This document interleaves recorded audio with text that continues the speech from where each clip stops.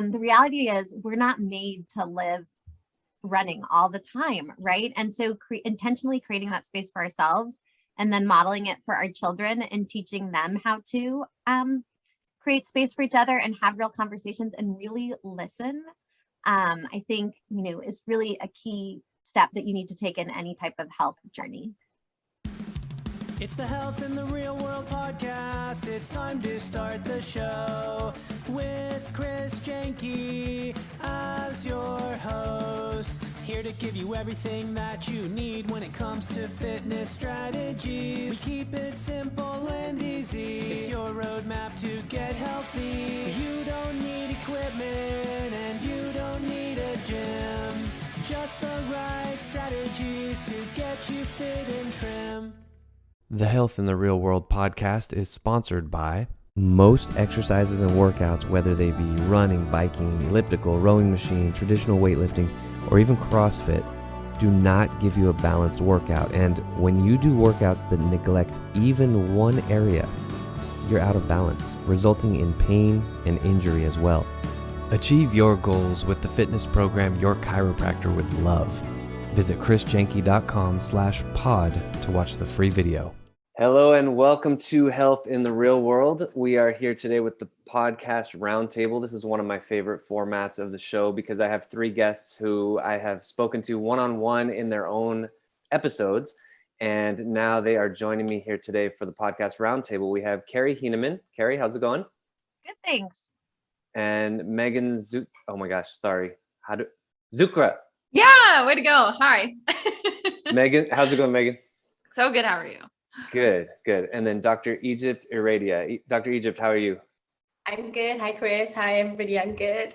All right. So the three of you, I think there's going to be a momentum created in this episode because you kind of had a conversation going a little bit. Kerry or Megan, can you guys fill us in about what you guys were talking about? I'm cool going this direction if you guys want, because I know you were talking about women in business specifically, but maybe even we want to niche it down to health businesses, but we can go whatever direction we want to go for this podcast. So I'm Kerry Henemann. I'm a mom of four with a PhD in nutrition, and I really work to help moms find a balance in their lives to feed their families well, but also take care of themselves and figure out how to find a balance with all the nutrition advice, but actually getting meals on the table. And I feel like historically, 10 years ago when I left my job, that there was a lot of infighting among women. And there was kind of this power struggle over whether or not you were going back to work or whether or not you stayed home or whether or not you juggled it well.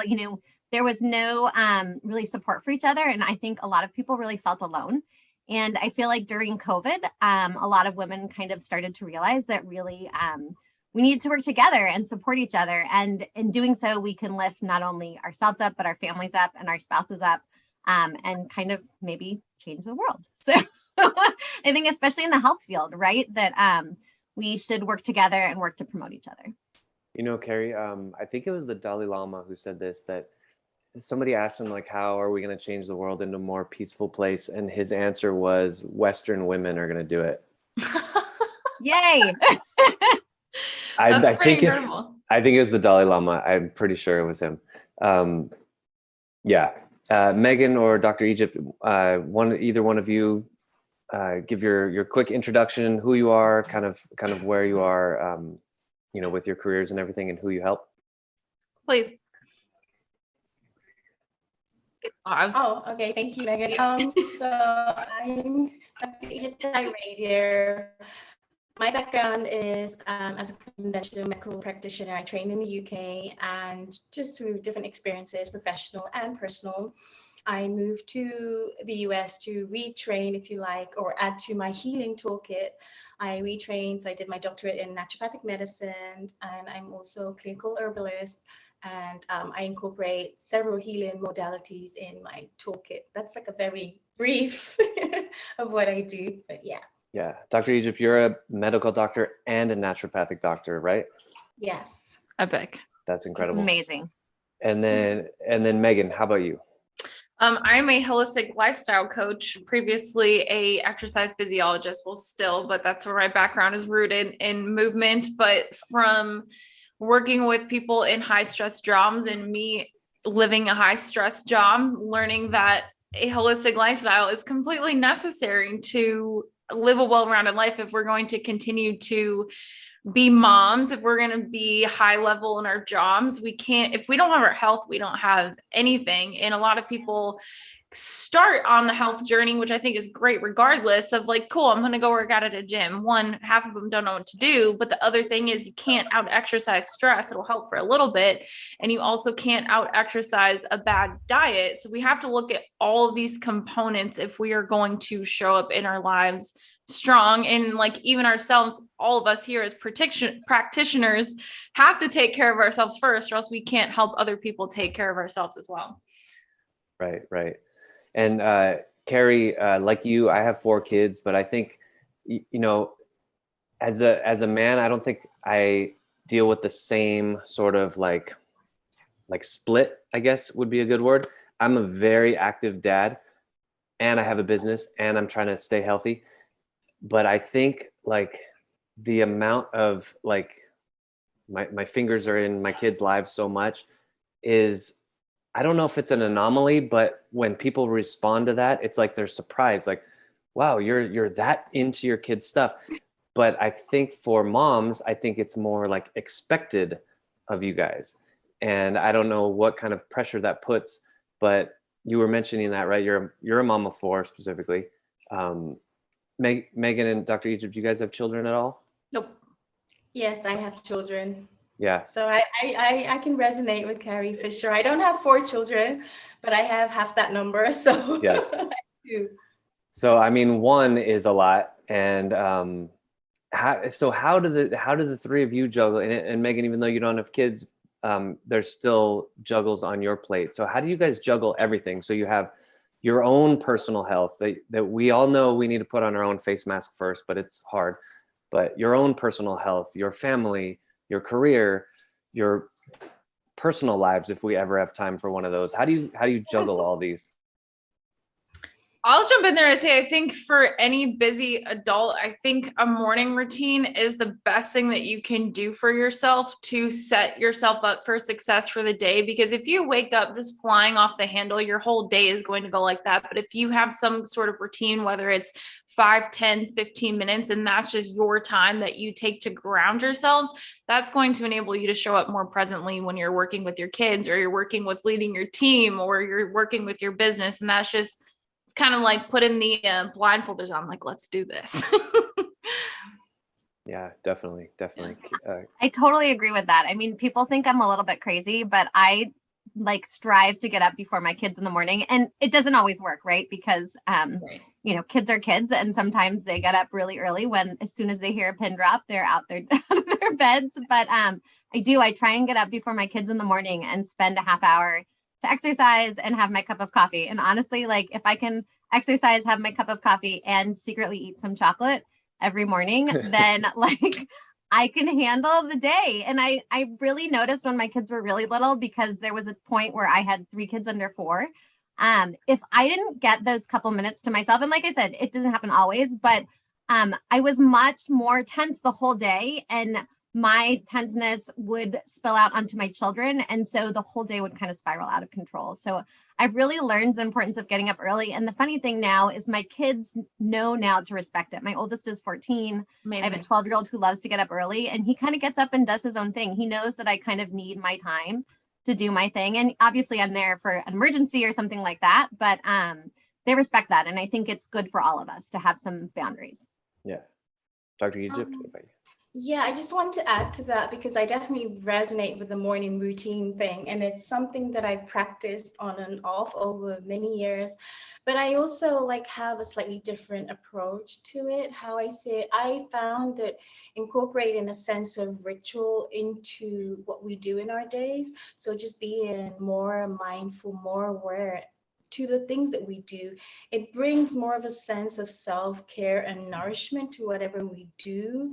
And just like, I am a mom, I have a business, I see clients, and I'm a single mom. I found that honestly, the morning, like having specific time set aside in the morning, even short periods, like, Carrie said, sometimes it doesn't work. There was a time I tried to wake up before my kid, but my kid would wake up when I wake up. And I'm like, no, this is not happening right now.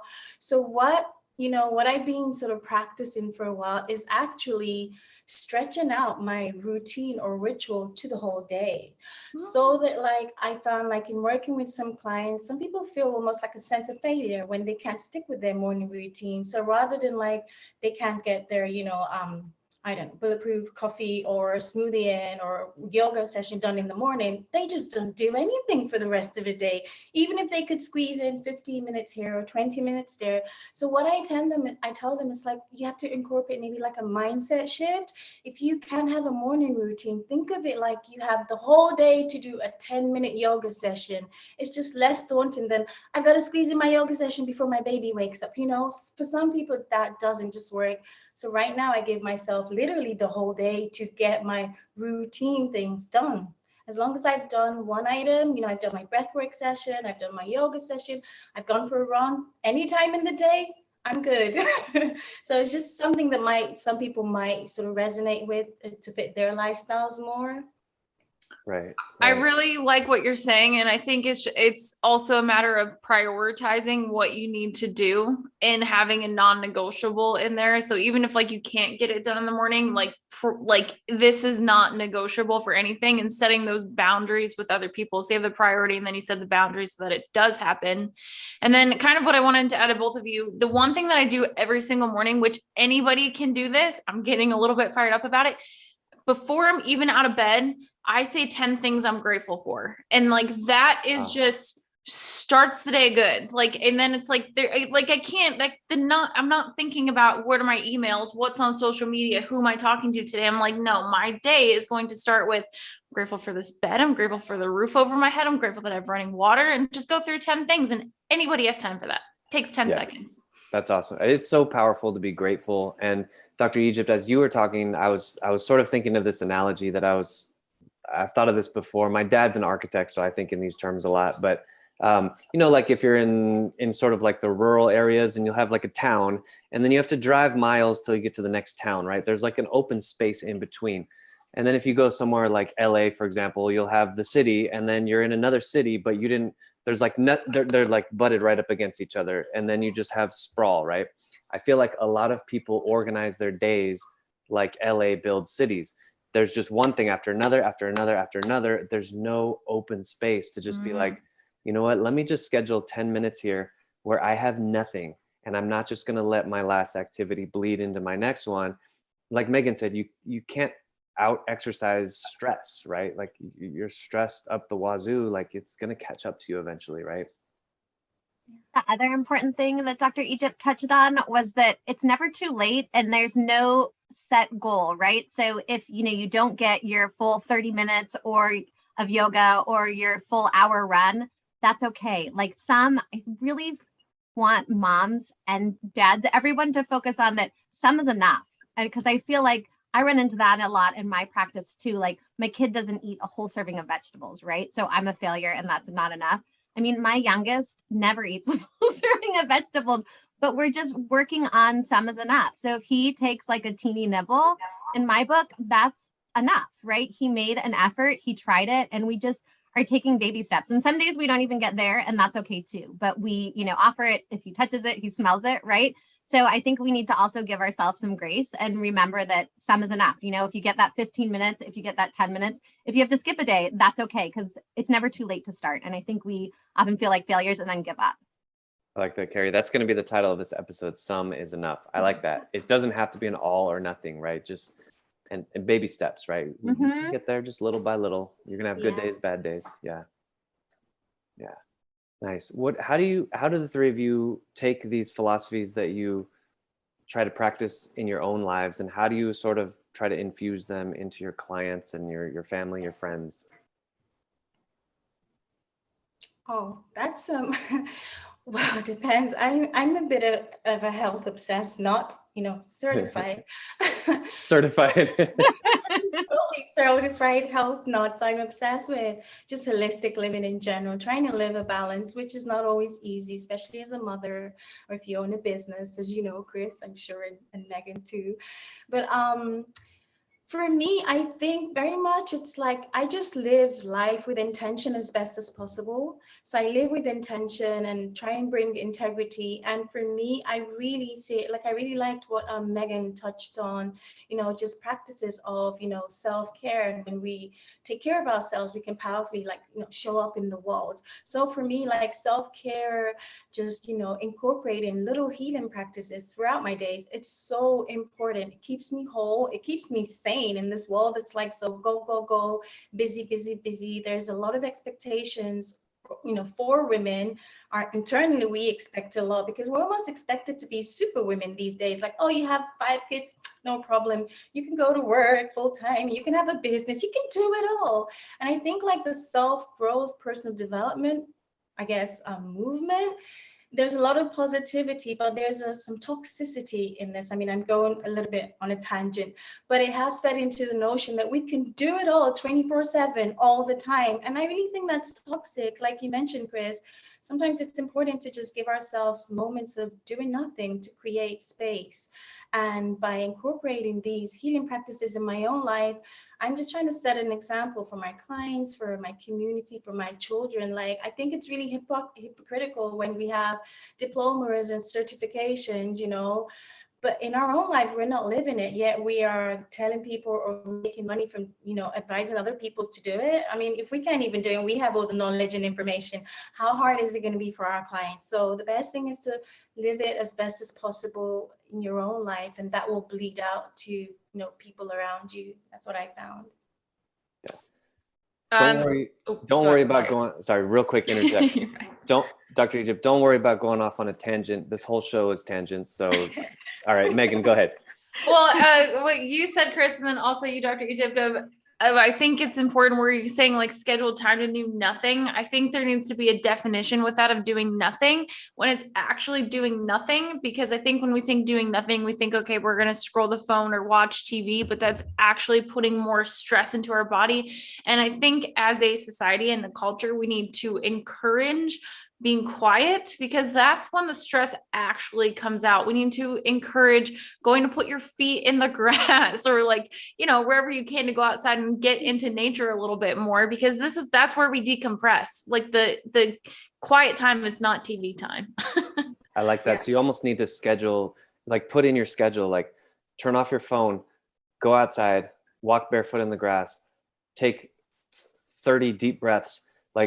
There's almost part of the brain that needs that. And then once you get to that point where you're outside, something sort of clicks and takes over and you're like, oh, I don't have my phone. Oh, the sky is here, right? There's something that shifts, right? Kerry, you want to add anything to that? Yeah, I mean, a big focus of my practice is getting families to bring back family meals. And I encourage shortcuts and getting food on the table. But again, that's another perfect time where it can be technology free, right? And it opens up space for parents to have real conversations with their kids, right? And kids it's also a great opportunity for you to model good eating behaviors to your kids. So, I tell people, buy the bagged salad, get a pre-roasted chicken. Family meals don't have to be fancy, but there's simple shortcuts you can make to make them healthy. But sit down together and turn off all the technology, no TV, no phones, and make time for each other and actually be present, right? And sometimes, I mean, we have had some really crazy, conversations at dinner, and we've also had some really deep, thoughtful conversations. But just by creating that space where there is no expectation, we're just going to sit here and eat together for half an hour, you give your children an opportunity to open up, and you give yourself time to decompress. I love it. That's really important. I think it's not only what we eat, but how we eat, the slow food movement.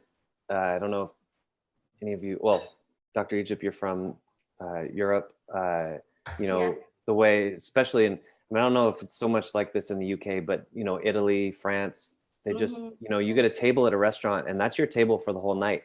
They're not going to shove you out. Whereas, and in here, like the United States, like, all right, I got another table. We got people coming in, they're like rolling you through. So even like a sit down restaurant is fast food now. And there is something that's pretty powerful about just like, we're just going to sit here and we're just going to enjoy each other's company. It's more fun and it's much healthier, right? Digestion improves when you're not stressed and you're not rushing around crazy. For sure.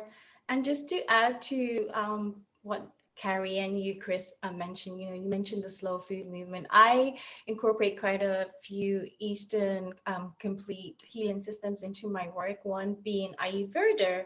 And Ayurveda speaks of conscious eating or eating in a sattvic manner. And by sattvic, we mean that we eat for optimal digestion and to gain the maximum nourishment for your food. It is best to eat, like, Kerry mentioned, in that sort of serene togetherness, calming environments, and having the TV going in the background or like stimulating music playing that's like just upregulating your sympathetic nervous system, when really your parasympathetic rest and digest nervous system should be stimulated, which tends to happen in calm, quiet, serene environments. So it's just beautiful how, Ayurveda speaks to that our food should be, if we can, made slowly, thoughtfully, presented in a nice manner, good, calm ambience, not rushed, because like, all of you, I'm sure aware of, when we're rushing to go through our foods, or we're being rushed to go through our foods, like in certain restaurants, again, it's that like, cortisol spikes, adrenaline's a bit up, not maximum digestion. And sometimes people go to like a restaurant, but there's so much noise and stimulation and a lot of upregulation, sympathetic system, then you have essentially, you're setting yourself up for incomplete digestion or delayed digestion. So people walk away and they still feel like a little bit bloated, like a little bit of the food is still kind of there because they haven't really just given the time to settle. Because I lived in Italy, I lived in Venice and Verona, and that was the culture very much. You went to a restaurant and it was for hours. Like, your bill is ready when you ask for your bill. They don't really rush you out. I mean, things might have changed now. I went there a long time ago. But yeah, so it's not just what we eat, but it's very much the how and the ambience and the energy we bring to the eating process. Yeah, definitely. I implemented something recently when I'm driving my kids around, excuse me, after school. And I drive a sedan because, I find that if I drive a car that's too big, I find like random food everywhere. So I'm like, let me just go small. But that also means that I have a kid right behind me and right there and right there. So I have a 2-year-old daughter, 5-year-old daughter, 7-year-old daughter, and a 10-year-old son. Oh. And when the 5 of us are in the car, it can get kind of loud. And so what I made an agreement, and they were struggling at first, but they've gotten really good at it. And I just say, as soon as we get in the car and we're about to drive somewhere, I say, okay, guys, I'm going to set a timer. And I say, hey, Siri, set a timer for 1 minute. And we just wait. And 9 times out of 10, if anybody breaks the silence, it's the baby. And everyone's like, oh, Maya, what are you doing? What? She's still learning. She's 2, like, relax. Okay, guys, let's set it again. And we set the timer again, and we try to do the full minute. And it is completely amazing. These kids are so different from before the minute to after the minute.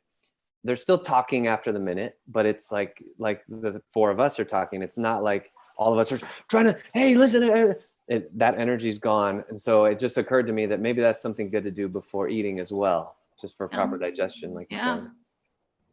I mean, I think it all comes back down to pace, which I think we've all touched on, that I feel like, the pace of the world is so fast because of technology, which there are some benefits to it. But the reality is we're not made to live running all the time, right? And so intentionally creating that space for ourselves and then modeling it for our children and teaching them how to create space for each other and have real conversations and really listen, I think, is really a key step that you need to take in any type of health journey. Yeah, absolutely. Well, I want to give each of you a chance to, for the grand finale, to put an exclamation point on the episode and give your motivational speech. You're at a graduation, you're the graduation speaker, or at a business and you're their keynote speaker. What's your 1-minute motivational speech on how people can get the most out of their lives. Dr. Egypt, you're on my screen. We can do, if you want to do a rock, paper, scissors tournament, we can figure out. Why not go for it? Why not? I think as best as possible, people should try to bring as much intention into whatever they do, because when we are going through the motions or we're doing things because we feel that we should do it, there is an energy that is almost lost to us. But when we do things consciously, slowly, if we can, with deep awareness, we bring more presence and energy, which is itself a healing tool. Because for me, how I see healing is a return to wholeness and balance, and a return to maximum awareness. So just realizing that when you do things with a sense of reverence and slowness and sacredness, almost, whatever healing practice you're doing, be it yoga, diet, whatever, you will gain more out of it just by putting more intention, which is essentially free. I love that. I'm not going to lie. When you said that, it made me think of what you asked me last time. And I'm like, oh, that's what it is. So I'm like, I feel like I need to have something different. That's fine.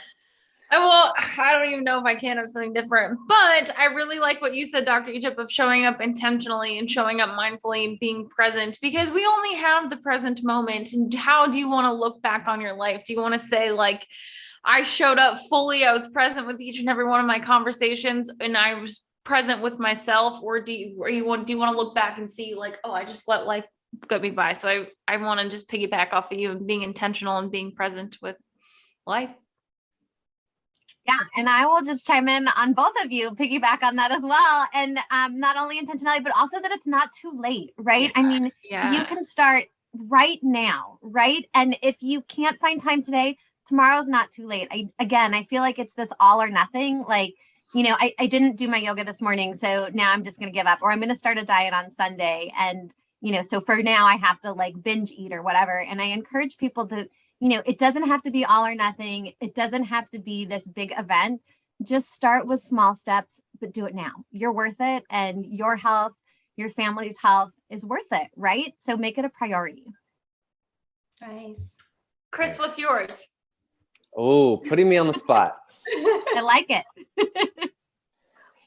I would say take time to close your eyes and talk to yourself about what you need and what is going to nourish you. We spend a lot of time, especially as parents or as health providers with clients, we spend a lot of time sort of like serving others and trying to help others.